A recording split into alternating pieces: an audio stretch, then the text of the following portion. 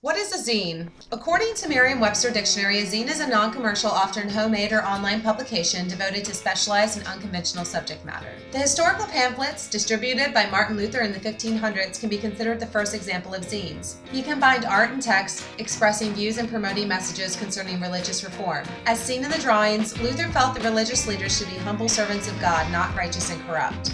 Another historical manuscript that encompasses the characteristics of a zine was Thomas Paine's Common Sense, published in 1775. Paine's independent publication challenged the authority of the British government while urging the 13 colonies to fight for independence. And when comparing these manuscripts with modern zines, we see common traits such as freedom of speech and independent publishing. Science fiction zines in the 1960s carried on the legacy of independent circulations. Then in the 1970s, a new group of zines emerged, being subject around the punk scene.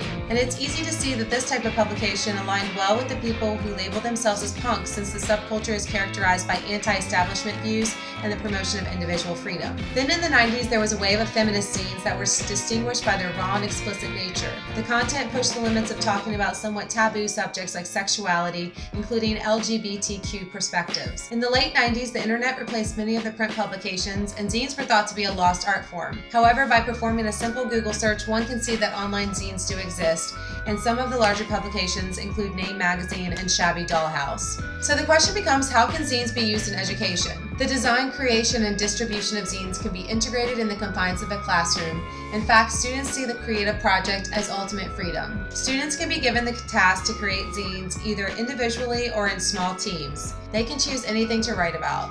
Students are challenged to be creative and deliberate with their graphic design, making conscious decisions about the structure of their zine, like the paper size, page count, color, font. And then there is the choice of whether they will use a common theme throughout the zine or instead a random collection. Zines can provide a freedom in an otherwise structured environment.